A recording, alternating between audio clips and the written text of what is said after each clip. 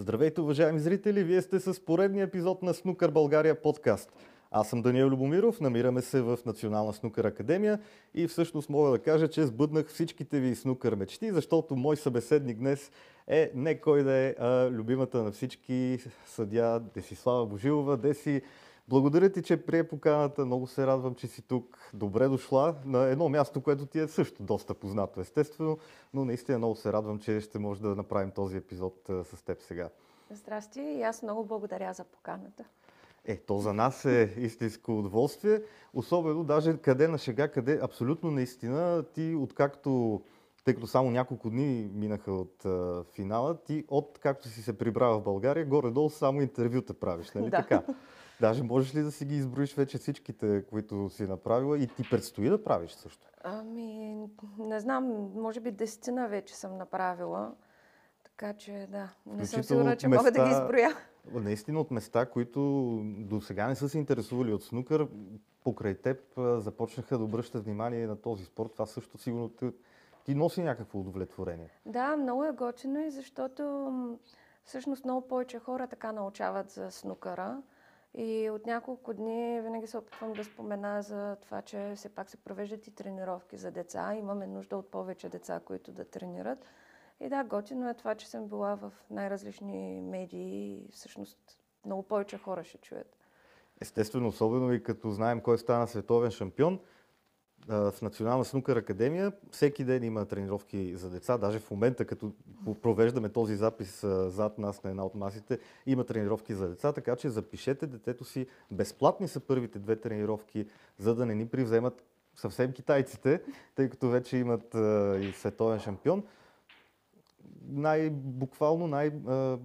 Тривиалният въпрос е какво е усещането да си третия човек на зеленото сукно на финала на световното първенство в иконата Крусибъл? Усещането е невероятно и всъщност аз цял месец толкова се опитвах да не се фокусирам върху идеята това е финал, защото така или иначе какъвто и да е матч, аз трябва да върша една и съща работа. Да. И си мисля, че много добре съм се подготвила ментално за финала, докато не се появи Олег Велинов с изненади за мен в Крусибъл деня преди финала. Може ли да обясниш какви са тези изненади? Някои хора са ги видяли в Снукър България, примерно в Фейсбука, но обясни и ти сега. Той беше организирал едно интервю в Крусибъл и всъщност записахме ние интервюто и аз си мисля, че сме приключили с записа. Изведнъж Олег Велинов ми подарява една ръчно изработена като скулптура на женска ръка, която разпотва топка на масата. Да. Много красива, изготвена от даба. И всъщност той така ми я поднесе с толкова мили думи, че аз направо се просълзих. И всъщност осъзнах това колко е значимо реално и не само за мене, въобще за българския снукър. И след това пък няколко други човек така много добре подходиха към мене с пожелания да ме поздравят. И изведнъж ме върхлетя цялата емоция. Ама то утре е финала. Аз реално го постигам това нещо, за което съм се борила толкова години. И всъщност на следващия ден така доста време ме отне сутринта малко да се посъбера, да се подготвя. И вече когато излязах, реално ме обявиха, излязох, така бях се попритеснила, бях по-емоционална. Може би ми трябваха поне едно 10 на 15 минути, за да си вляза в нормалния ритъм и да се върна към абсолютна концентрация към матча. Да, защото той за играчите винаги емоциите са сходни. Хората много често може би забравят, че за рефера абсолютно по същия начин, особено пък за теб, като първи финал и исторически всъщност, защото не знам колко си го мислила пък от тази гледна точка. Финала достатъчно сам по себе си историческо постижение, но ти си първата дама, която прави тройна корона на финалите. Да. Всъщност да, за мен беше просто целта да стигна до този финал. Това винаги ми е било мечта и много съм работила, за да стигна до там. И всъщност никога не съм осъзнавала, че аз може да съм първата жена. И въобще това не е било част от целта ми един вид. Не си знаела, че може да го... втората, да. И аз всъщност когато съдействах финала на шампионата на Обединеното кралство, може би месец по-късно разбрах, че аз всъщност съм била там първата жена, която го е съдействала. Просто то така е минало покрай всички, че Михаел Атап никога не го е съдействала. Та и аз не го осъзнах, дори медиите в него момент не го осъзнаха. Само Снукър България знаеше и естествено, с портал. Нормално е. Ние си говорихме с теб нещо смешно, нали, до някъде е забавно, че вие сте коментирали ти като човек, който осъществи тройната корона. Всъщност само 8 други в историята на играта въобще са го правили. Естествено всичките мъже. Но си говорихме с теб, че не сте били сигурни кои са всичките даже. Такъв елитен клуб. И даже доста големи имена всъщност не са част от тройната корона, но добре, че беше Снукър България да ни информира. И говорейки за това, но към всички неща ти имаше всъщност нещо като агитка от България, защото аз участвах в приготовленията, имаше, сигурно си забелязала, със специални тениски, които бяха феновете ти, естествено от България, 10 души. И даже един плакат, мисля, че трябвало да са снимки, един с колаж. Този подарък е една голяма картина колаж. Да. Уникално направена. Аз го правих, да си кажа. Благодаря. Той ми беше поднесен на афтер-партито след финала. И много така пак...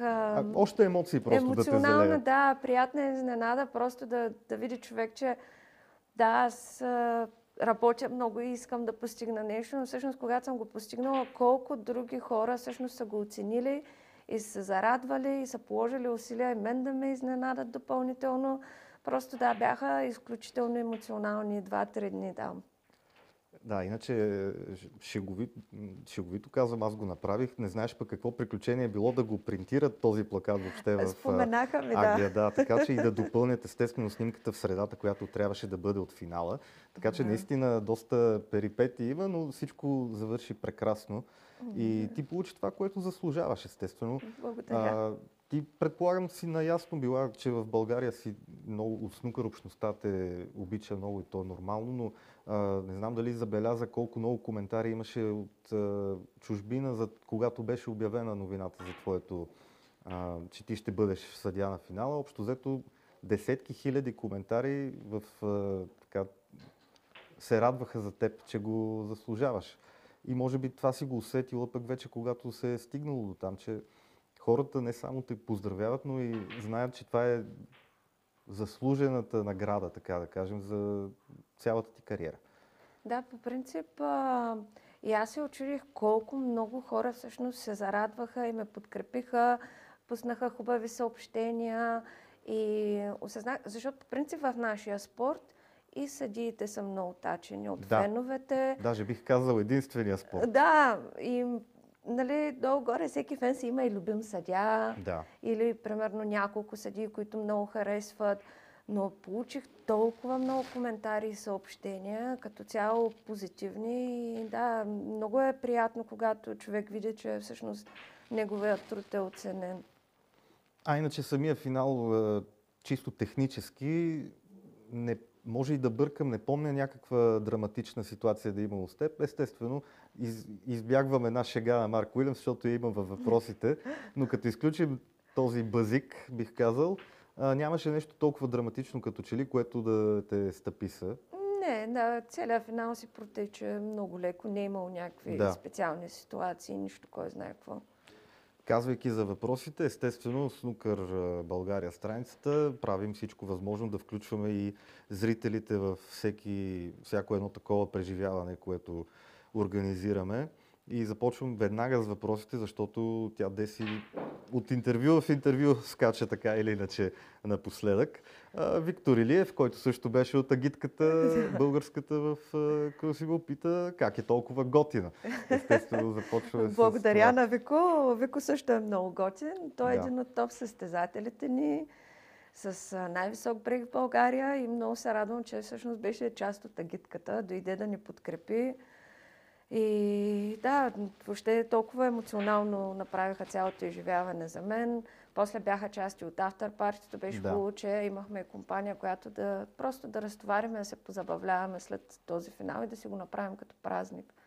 Понеже получих клипчета, които и публикувах естествено и в Спортал, и в Снукър България от точно обявяването ти на финала в Крусибъл, и на едно от тях мисля, че ти погледна към българската част. Предполагам, че това е един момент, в който усещаш, че нали, при всичкото притеснение е много хубаво да има кого да погледнеш и да знаеш, че там и те подкрепя. Да, аз по принцип си бях настроила така, ще игнорирам абсолютно всички, защото като ги погледна и като видя тяхната емоция, няма начин да не се пренесе и върху мен. Да, това е обратният ефект. Да, и мислех просто да ги игнорирам, все едно няма никой, а и за да си вляза в моя нормален ритъм. Обаче като излязах и те всички станаха на крака, почнаха да викат, показаха тениските и аз просто нямаше как да не ги погледна. Такова приятно чувство, такава емоцията, да, определено погледнах към тях и се засмях. Много хубави тениски. Да, супер бяха тениските. Да, изкуственият интелект в снукъра е много навлязал също. Имаме още един пореден въпрос от топ фен на страницата Снукър България, на Галин Снежанов. От това, което има Деси Божилова като опит в сферата на снукъра и прекия досег до топ състезателите в този спорт, може ли да сподели според нея дали е имало, има или ще има в бъдеще, дай Боже, наш български състезател, който да бъде в топ 100? Също така, кое липсва в България според нея да имаме такъв състезател? По принцип вярвам, че ще има, защото аз когато започнах да съдействам в България, снукъра беше толкова млад спорт. Ние тогава се надявахме да стигнем до 50 брейк, а сега вече имаме сенчерите, имаме доста стабилни играчи, имаме играчи, които са стигали до финали на европейски първенства.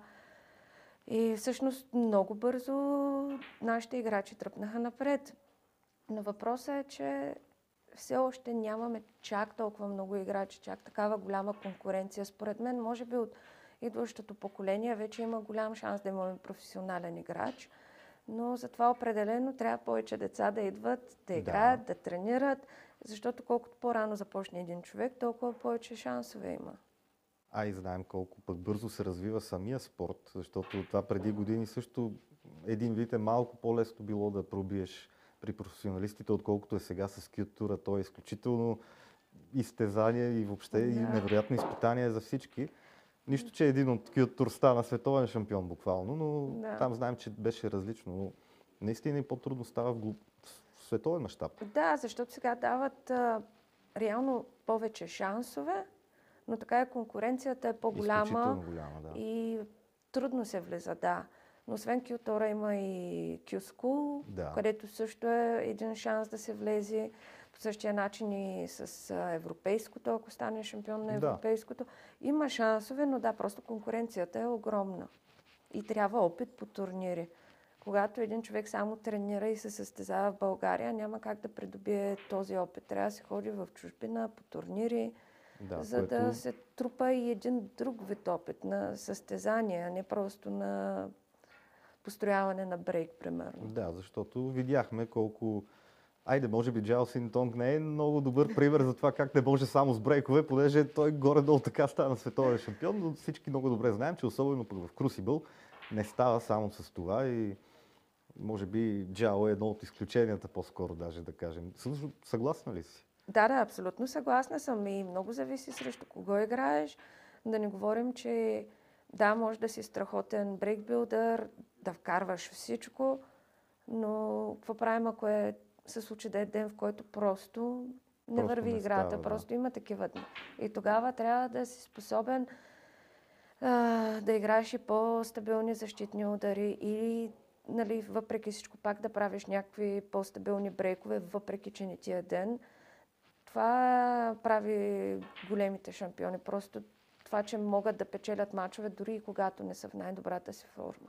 Естествено.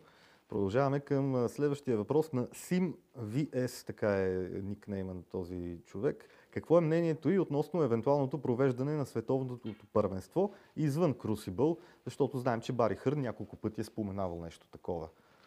принцип има много плюсове, има и минуси. Говориш за Крусибъл като арена или за Крусибъл преместването? като арена и за преместването. Mm-hmm. На Крусибъл минуса му е, че по-малка е публиката. Да. И когато са две маси, всъщност е доста тясно и за съдиите, и за играчите, и за операторите. Малко по-трудно е да се съдийства там и въобще и да се играе. Но пък е много задушевна атмосфера. Просто тази атмосфера няма никъде другаде. И тя е част от световното. Носи съвсем друга емоция, съвсем друго напрежение. Това е огромен плюс, или поне в моите очи. Да. Но пък, ако се премести на друго място, тогава ще има много повече места за зрители. Много по-лесно ще е за съдийстване, когато има повече място. За самите играчи също е по-лесно, особено за играчи, примерно на Нил Робъртсън. Му е трудно в Крусибъл, защото той захода му за удар е 2 крачки, малко по-голям заход от повечето играчи. Той е висок, щеката му също е по-дълга, редовно опира някъде. Нали, има играчи, на които им е значително по-трудно в Крусибъл, когато са 2 маси. Така че, да, това е един плюс да бъде преместено на друго място, но честно казано, не знам как се взема такова решение. Трудно и винаги е противоречиво, много контрастно към емоции, не може да бъде прието еднозначно със сигурност. Иначе хубаво, че ти обясни току-що защо Нил Робъртсън няма толкова успехи в Крусибъл напоследък. Да, той сам се споделя и то си личи, когато е там, така че... Да. Още един въпрос от Сим VS. Знае ли защо Рони все се закача с нея? Помня случката миналата година в Крусибъл. Визира вероятно там топката с Стюарт Бингъм, когато имаше дискусия между вас и той даже накрая реши да не играе удара, който можеше да играе. Игра защитно. Не беше съгласен много с ситуацията. Той Рони по принцип обича се всички да се закача. Да, не към е лично отношение. Да, въобще. А пък за те, то бяха 2 ситуации по време на този матч. Той там не се опитва да се закача с мен. Да, просто дискутирахте. То даже примерно за черната не беше дискусия, защото аз поставих черната на точката. Да. В момента, в който стъпих, тя падна. Да. И това е защото просто сукното е много тънко и бързо се износва. И всъщност отне доста време аз да успея да я сложа точно където трябва да е и да задържи. Да. И той просто се почувства неудобно от ситуацията, въпреки че аз направих всичко възможно и го заявих достатъчно гласно и ясно, че и Бингъм сега мисля, че беше на място. Да, Бингъм беше. Аз даже Бингъм го поканих да погледнем. Той ми има пълно доверие, няма нужда да поглежда. Да. И не е било дискусия, просто той така си прецени. Това си е негово решение. Впоследствие имахме проблеми и с публиката. Това също наложи се да се направят някои промени там, защото аз свърших работа как трябва да си я свърша. Да. Това, че имаше някои други проблеми, неща, той не се е закачал с мен. Нито аз съм го приела като закачка. Просто понякога играчите имат огромно напрежение по време на матч. Трябва на някъде да избие. Така че, нищо лично. Естествено, да. Иначе да отбележим, че тази година нямаше никой, който да посипва боя по масите, така че един плюс за твоето световно. Да. Така ще го наричам. Още един въпрос от Евлоги Маринов. Може би не е най-уместният въпрос, но трудно ли е да остане безпристрастна по време на матч на нея и на реферите като цяло? Да, въобще не е проблем. Може би идва от това, че дали имате любими играчи или дали когато сте близки с даден играч, дали е по-различно? Не, ние по принцип... Вие се познавате с играчите. Да, ние се познаваме, но аз лично гледам да стоя на страна по очевидни причини. Случва се някои пъти да сме излезли заедно с играчи, примерно да се случи, сме в един ресторант и така нататък. Да. Но по принцип гледаме съдиите да сме си отделно. И не пристрастия по време на матч, поне на мен никога не ми се е случвало да имам. Може би единствената неща, които може да имат значение за нас, примерно ако 5 дена сме съдействали много дълги матчове, много не се иска да имаме някой по-бързичък. Това е всеки човек, който е работил някога, каквото и да е, понякога му се иска смяната да свърши по-бързо. Да, но то даже не е и матча да приключи по-бързо, ами просто да е комбинация от играчи, които играят по-бързо. Да. Въпреки че си има много плюсове и на играчи, които са много стабилни в сейти ударите, тогава просто те завладява и няма да загубиш концентрация, просто защото е интересен матч. Ти трябва да помниш много повече тогава, евентуално ако ще връщаш позиции. Но и ние се превръщаме в част от играта, защото ние, за да може да се позиционираме правилно за удари и въобще да сме на правилното място в правилния момент, ние трябва също да четем стратегията на играта и да предвиждаме удари. И това в един момент толкова те грабва, че забравяш колко е дълъг мача. Вие обичате играта. Това е също важно да се каже. И много трябва да се и запомня, защото няма как иначе и може да правиш много други неща за много повече пари, така да го кажем. Трябва да обичаш снукъра.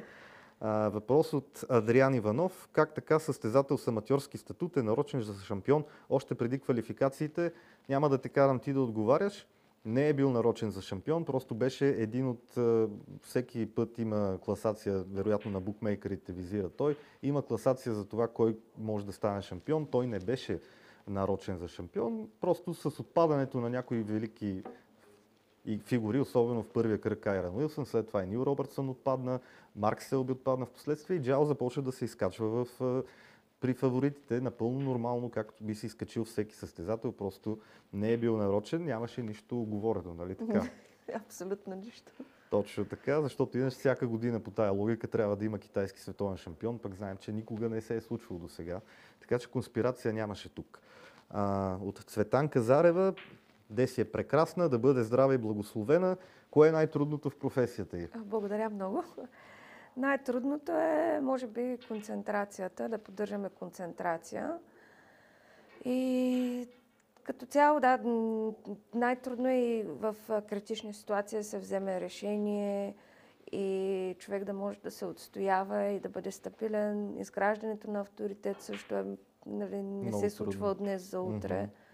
Но най-вече е концентрацията. И авторитета, както има поговорки за други неща, но се изкачва по стълбите, образно казано, пък се срива с асансьора. Много точно рязко така, надолу може да бъде загубен. Въпрос от... Не, това не е въпрос, просто Пенка Момчилова казва, че много ти се възхищава. Благодаря. Благодарим на Пенка. Отново въпрос от Сим VS. Смята ли, че съдийството ще се автоматизира с лазери, изкуствен интелект и така нататък? Знам, че мисля в Китай има някакви такива опити, но ти притесняваш ли се за такива неща? Никакъв шанс да се случи.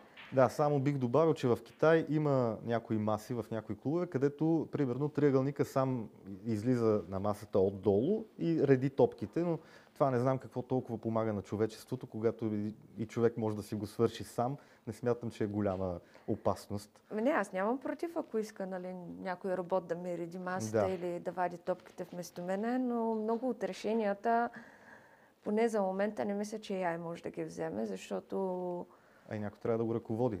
То е на базата, на много от правилата, все пак има и доза преценка на ситуация, преценка на съдията, което не мисля, че за момента е възможно. В Индия пък, например, съдията стои на едно столче отстрани и само обявява резултати и фалове, а пък всъщност си има, ние малко на майтап го казваме, ама слуга, който вади топките. В Индия си има по принцип, Така че... един човек вади топките, а пък съдията седи на един стол отстрани. Да, т.е. дори аз, който не съм професионалист, мога да върша тази работа, да вадя топките и да ги реди на масата, а пък има един там с образование, който всъщност следи за играта. Аз пак не бих се доверила на който идея да реди масата, защото не е толкова лесно, особено, нали, когато става въпрос да е на високо ниво. Ние сме особено перфекционисти. Като и бързо трябва да се случват. Да, но и по принцип, примерно се сложи и синя или розова на точката. Не е толкова лесно. Да, може да я бутнеш някъде и си мислиш, че е на точката, ама не е на точката. И при нас това е едно от най-стабилните изисквания на наблюдаващите рефери. Примерно на турнир, сутрин като си наредим масата, имаме наблюдаващ рефер, минава и проверява. И се е случвало някой път, примерно кажат на съдия, ама тук тази топка не ти е на точката и той даже не може да разбере, че не е на точката. Не е толкова шега работа. Не, че е, нали, много сложно, но когато човек е на част от топ матчовете, наистина всичко трябва да е перфектно. Да, и представете си вие да трябва да го правите, докато Рони прави в своя брейк и Рони ще каже, че те бави. Ще ти каже, че те бави и ти бави брейка. И нямаше да има рекорден максимален брейк, ако и съдята не реди достатъчно адекватно и бързо с брейка също. Естествено, Сим VS отново пита, кой е любимият ти играч? Това не може да го коментираме, защото Деси е професионален съдия и то най-добрия. Но може да отговорим на другият му въпрос. Кой е любимият ти снукър матч или пък фрейм, ако имаш такъв? Не става ясно дали ти си участвала в него. Не знам, честно казано. Тъй като аз, примерно, като съдийствам, и то не само аз, повечето рефери сме така, в момента, в който приключи матча, се случва даже да не помня резултата или даже да не помня на кого съм съдействала. Просто ние толкова много се фокусираме върху самата игра и ударите, че в последствие не сме много наясно. Да, разбирам те Когато напълно. човек го гледа отстрани, тогава има съвсем друго впечатление, така че да, не мисля, че мога да отговоря на този въпрос конкретно. Разбирам те, но предполагам, че финала в Крусибъл е нещо, което си остава с теб за цял живот ще си остане. Въпреки, че спекулираме сега, но предполагам, че е така. Да, със сигурност и като емоция, но честно казано, аз от финала само последната сесия си спомням. Другите две сесии нямам идея какво се е случило, така че да, може би като отмине малко време и като се поуспокоя, може да реша да го изгледам матча, за да видя всъщност как е бил матча, защото аз нямам обща представа за самия матч. Ти случва ли се да гледаш някой матч, на който си реферирала, след това с идея да си анализираш представянето, така да кажем? В началото съм го правила, точно за тогава и опит си трупала. Да, за да мога да преценя в кои ситуации, примерно позиционирането ми не е било добре, къде мога да поправя, но сега вече не го правя и честно казвам, даже ми е малко странно да се гледам в себе си. Но да, така или иначе, от финала аз може да не си спомням мача, но много добре си спомням аз къде съм се позиционирала и какво съм си правила и къде са ми забележките или не. Да, тези неща много добре знам. Но всъщност трябва да отбележим, финала мина супер за теб. Да, не е имало нищо, кой знае какво. Да, и добре, че всъщност пък от тази гледна точка, добре, че играчите и самата среща така се разви, че поне в това отношение нямаше някакви такива моменти. Мартин Вълчев всъщност, извинявам се, пита, кое е най-трудното в професията и мисля, че го коментирахме това. Да. И какво точно отличава най-добрите съдии от останалите? На първо място е позициониране край масата, защото ако един съдия не е позициониран където трябва да е, много неща ще пропусне. Концентрацията също много добре се личи, ако съдия се разконцентрира за минута-две, очевидно е, личи си от трибуните. Играчите го виждат? Всички го виждат, защото когато човек придобие опит, примерно аз вече мога автоматично да се позиционирам без да мисля за тази част. Да. Но ако се разконцентрирам, веднага се личи и по погледа, и по цялото поведение. И другото, което е да може да отсъжда адекватно в странни ситуации и най-вече когато човек, примерно, допусне грешка, защото всички допускаме грешка, как се справяме с нея, как се справяме на момента, как коригираме ситуацията и как се справяме и психически с това нещо в последствие. Има ли рецепта за това как да се справи един рефер, ако е направил грешка и си я осъзнае в последствие? По принцип е хубаво да се осъзнае на момента, примерно да се извини и да я коригира, но най-основното нещо, което ние казваме дори на най-новите ни рефери, най-неопитните, ако направиш грешка, просто забрави за нея. Не я мисли, забравяш, защото ако направиш една грешка, ще последват още 2-3. Просто защото тогава концентрацията ти отива в една грешна насока. Да. И да, това е най-основното, но то е много лесно да се каже, а пък да го приложиш на място е доста по-трудно. И да, това е нещо, което човек с времето някакси придобива опит, наистина да ги отбягва тези неща.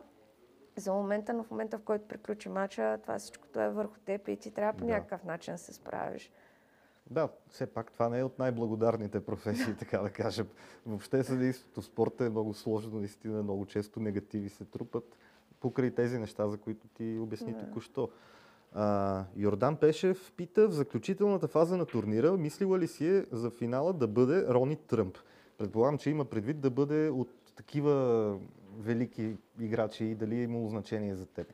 Не, че беше лош финала сам по себе си като противопоставяне.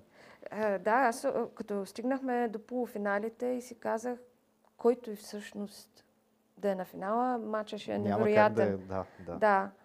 И да, разбира се, имаше опция да е Тръмп и Ирони, ще се получи уникален матч. Да. Или дори която и друга комбинация да е, просто беше ясно, че ще е супер матч. Не съм си пожелавала точно определена комбинация от играчи за крайния матч, просто бях доволна, че всъщност който и да е, ще е супер. Този финал ще се помни винаги, не само с твоето присъствие и с твоето присъствие там, но и поради факта битка на поколенията и въобще първият китайски шампион. Така че това си остава в историята, разбира се. И от една страна, може да кажем, че миналата година пак беше исторически финал. Нали, миналата година всички знаем, трябваше да е Деси Божилова съдия на финала. Поради шуробаджанащина не се случи, но пък се случи сега. Малко по-добре ви се струва и полуфиналите и финалът, отколкото Джак Джонс и Кайран Уилсън. Така че това е една лека награда. Но Джерард Орън пита, тъй като той на английски го е задал, предполагам, че не е български гражданин. What is the next tournament for her? Кой е следващият ти турнир? Малко е рано май да се каже. Да. По принцип в четвъртък летя, отивам в Финландия. Той е турнир, но е направен по-скоро като демонстративен турнир. Да, в Финландия, между другото, страхотни неща прави. Да, там. Миналата година пак бях там, много ми хареса. И затова се съгласих отново. Да. Но за професионален турнир нямам идея и по принцип ми се дам сега няколко месеца почивка, така че да, не знам още. Ще валят оферти и за демонстративни турнири, сигурен съм. Не, че е имало такъв недостиг някога. Илко Илиев пита, харесват ли и как би коментирала всъщност неизбежните сравнения с Михаела Тап, която ти задмина по постижения? Михаела Тап беше един страхотен съдия и наистина даде път на много жени в спорта. Да. Не, че имам против сравненията, но аз дори нямам пряка връзка с нея и пряко наблюдение върху нея.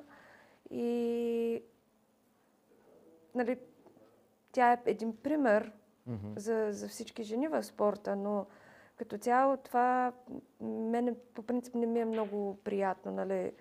Едва ли не, че е заслугите за финала и така нататък, защото съм жена, то няма нищо общо, просто така се е случило, но нали, не е защото съм жена, нито съм била съдия на финала там или на който и да е друг финал, защото съм жена. Всичко се е случило, защото мога да си върша работата и съм се доказала. Да, и всъщност имаше и други жени рефери, които също вече са си напълно легитимна част от световния снукър много дълго време вече. И включително и в Азия пък има също.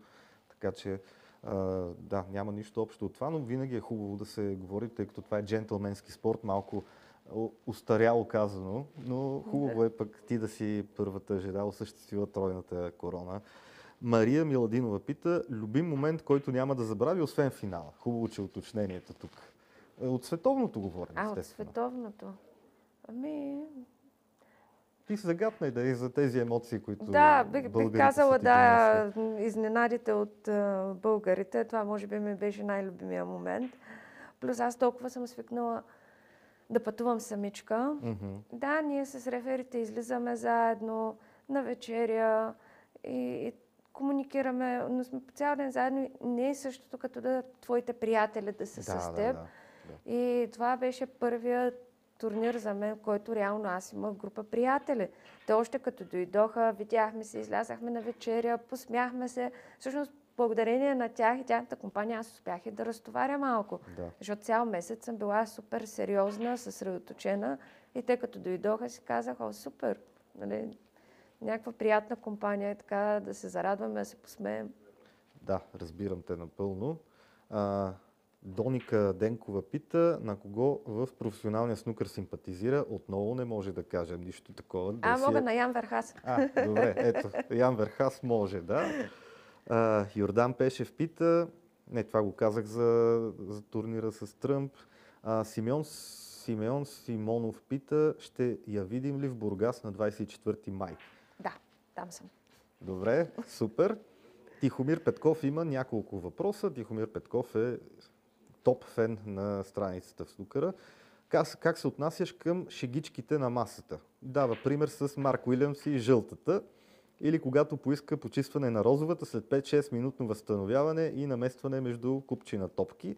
А ти си била свалила ръкавиците даже в този момент. Не знам дали помниш това. Да, много добре спомням си тази ситуация. То даже с Марк Уилямс имам две такива.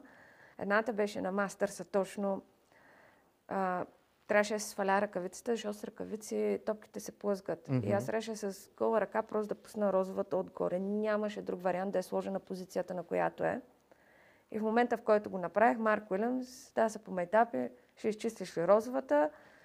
Как реагирам? Смея се, смисъл, то е забавно. Аз мисля, че беше шега. И сега с тази обявена жълта... Това са жълтата, да, абсолютно. И той е на Мак, това не му е за първи път да я прави тази шега. Ама моята работа като съдия е една. Аз съм длъжна да го попитам. Той като ми каже, аз съм длъжна да повторя.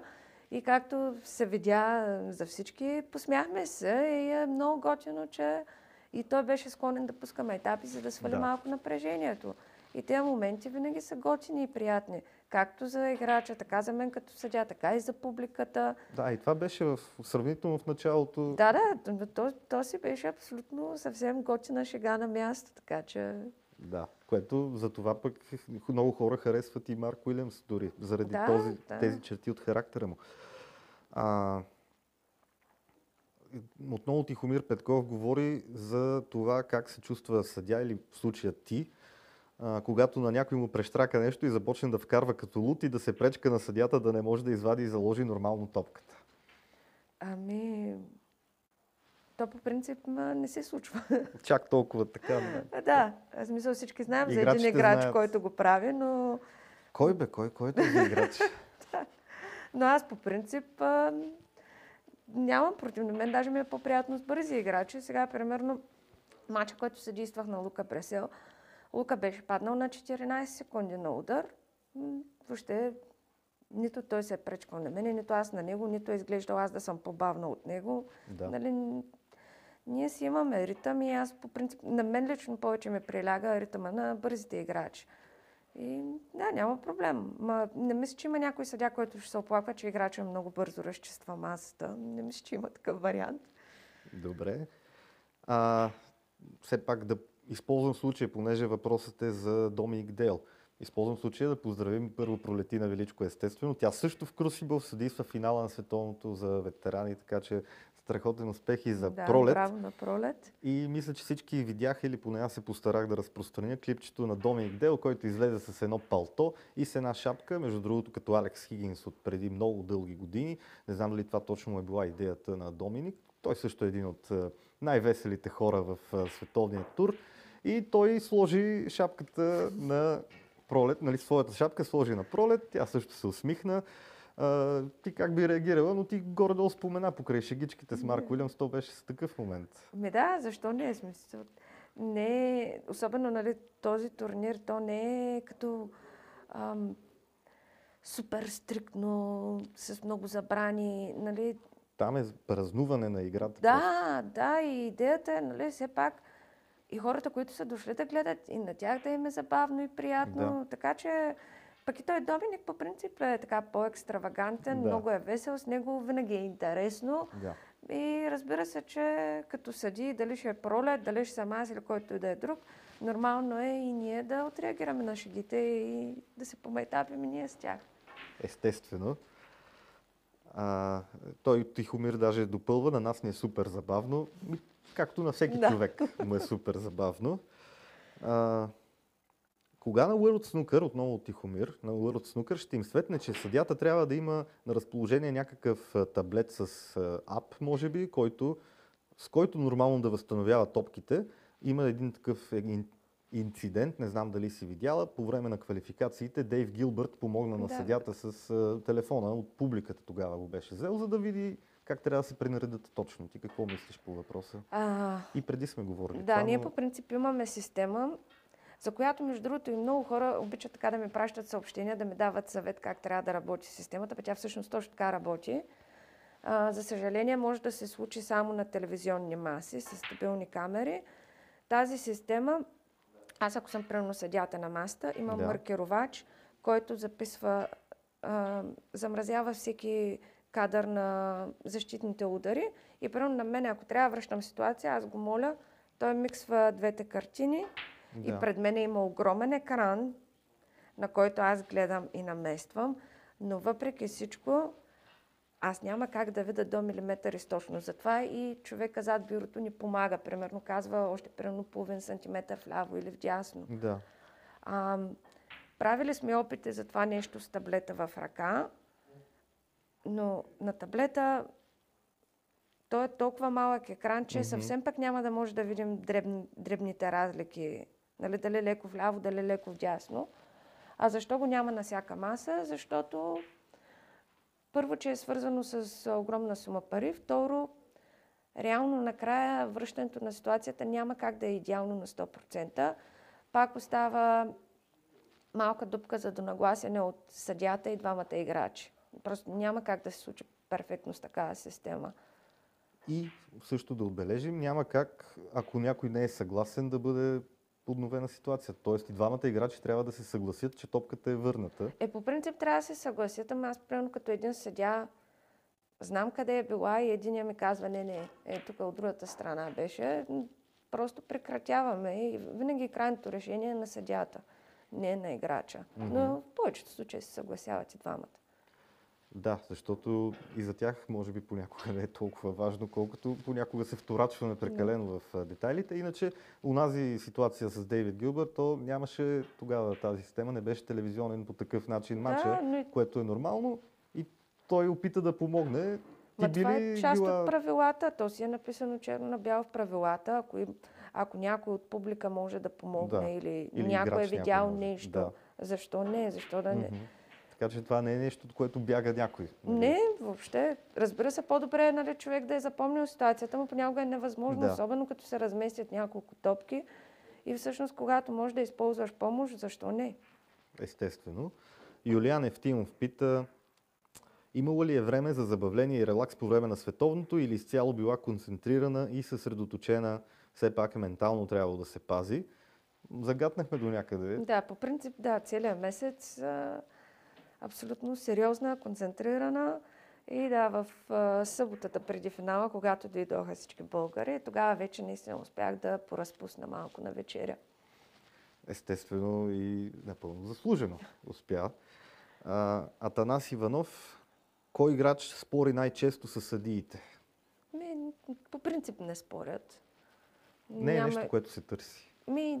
Да, плюс може би към някой по-начинаещ рефер може и да опитат, но по принцип ние, дори някой да се опита, ги прекратяваме тези неща. Няма място за спорове. Когато, нали, имаш едно правило черно на бяло, това е. Да. Проблема е решен и всеки си носи отговорност после. Приключиха зрителските въпроси, но по отношение на това на мен ми направи впечатление, не знам дали беше в интервю за World Snooker, когато каза, че Кайран Уилсън ти е казал, ще се видим в Крусибъл, един от първите бил, който ти честити всъщност новината, нали така беше? Да, те когато го обявиха официално, всъщност аз тогава съдействах негов матч на Тур Чемпионшип. Мисля, че на шампионата на Тура, да. Да, и в почивката ни след четвъртия фрейм, той така дойде при мене и ме вика, честито, ще се видим в Крусибъл, може би. И аз викам, защо може би? Не? По-добре ела. Беше така някак си притеснен, сякаш, не знам, не беше много убеден, че е във форма. Да. Малко така подходи и той с шега, но да, той беше един от първите, които ми честити. Да, и всъщност, нали, знаем за проклятието на Крусибъл, то го застигнат и беше пряк свидетел. И нещо, което си говорихме като любопитен факт преди всъщност да започнем записа, че ти в Крусибъл този път съдейства мачове изцяло с китайци. Да, добре, че беше ти пак да извадиш статистиката, но да, явно така се е случило, да. Добре, понеже уважавам и твоето време и това на колегите, които те първа искат да се докоснат до теб, с уговорката, уважаеми зрители, че това няма да бъде единственото издание на Снукър България подкаст с гост Десислава Божилова. Ще я поканим и друг път, сигурен съм, но за завършик на нашия разговор, понякога, нали знаеш, ако не си Стивън Хендри, който е сериен победител, понякога на някого е достатъчно една световна титла, един покорен връх, един път просто да я го постигне и след това мотивацията е малко по-различна вече, погледа към живота и кариерата е по-различен. Ти постигна всъщност твоята мечта. Какво следва от тук нататък? И не съм решила какво следва. Все още съм на вълна с емоциите от световното. Да. И по принцип има опции да ставам наблюдаващ съдия или турнирен директор, но определено за момента не искам да съм част от това. Искам и малко почивка също. Отделно последно време и с сладкарство се занимавам. Да, доста добре, така че между другото. може и натам да тръгна. В момента не съм взела никакви решения. Концентрирала съм се върху идеята, че имам нужда от малко почивка, да се презаредя и вече ще видим на къде ще ме отвее живота. Да не помисли някой, че прекратяваш кариерата си. Снукъра остава част от живота. Не остава част, да. Много ти благодаря. И аз благодаря. Благодаря и на вас, уважаеми зрители, които гледате Снукър България подкаст. Този епизод може да се гледа и след 5 години пак ще носи голяма стойност, каквато естествено е идеята изцяло на това предаване, така да кажем. Абонирайте се за канала на Национална снукър академия в YouTube. Следете Снукър България в социалните мрежи. Заведете децата си да тренират безплатно в Национална снукър академия. Довиждане, до нови срещи с всичко най-интересно в света на снукъра.